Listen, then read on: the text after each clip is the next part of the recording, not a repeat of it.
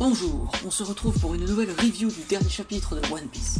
Après une petite pause d'une semaine, nous voilà avec le 1065. Et ça commence fort, une confirmation de la réputation d'Egghead, nous y reviendrons plus tard, et la présence de Caribou, qui se retrouve encore dans un sacré pétrin. Une fois au sein du laboratoire, certains éléments viennent à nous amorcer la vérité sur laquelle nous allons aussi revenir. Du génie de Vegapunk. L'énergie utilisée est presque toujours la même, d'après Lily. Le feu. Et c'est un nouveau Séraphin qui nous est officiellement présenté. On peut dès lors ajouter à notre collection composée de Mihawk, Hancock et Kuma, le petit Jinbei. Mais ce qui rend ce pacifista plus étrange que ce qu'on a vu jusqu'ici, c'est l'utilisation des pouvoirs d'un fruit du démon. Quelque chose d'ailleurs accentué par la réaction de Franky.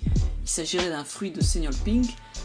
Deux options s'offrent à nous, soit Vegapunk à synthétiser ses pouvoirs de fruits de démon, pour les recréer, on connaît déjà l'existence des fruits artificiels, ou alors Pink est mort suite à la défaite de Doflamingo. S'ensuit un combat qui agrémente les relations des chapeaux de paille, mais l'issue est le plus intéressant. Déjà, révélation des descendants, et sa réaction. Les séraphins sont des enfants. Qu'est-ce que ça signifie? Est-ce que les séraphins sont des êtres artificiels, donc pas des robots? Puisqu'il y a une croissance, il semble qu'il y ait une espèce d'éducation qui se fait. Il est probable que Vegapunk est réellement capable de recréer la vie. Mais aussi et surtout, il est impressionné par les lasers de Franky. Un Vegapunk qui est impressionné par une autre technologie. Puis nous découvrons les derniers Vegapunk, Pythagore et non Pythagoras et York. Et voilà, le compte est bon. Les 6 Vegapunk au complet, comme l'indiquait le titre du chapitre. Une question reste en suspens. Où est le vrai Doc, l'originel? Il est probable qu'il soit mort suite à l'incident de Caesar Club.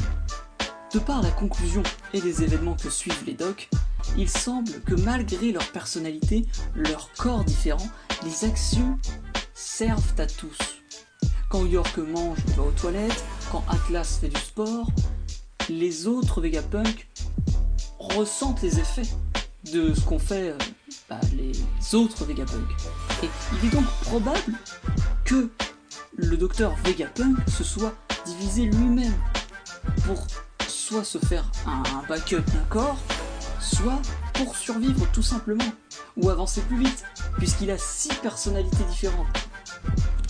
Enfin, la révélation de Vegapunk quant à lui.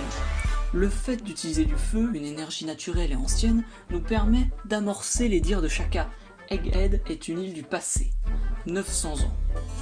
Une ancienne civilisation très avancée, probablement même qu'elle fut détruite par le gouvernement. N'oublions pas que le siècle oublié concorde avec la date qui nous est annoncée par Shaka.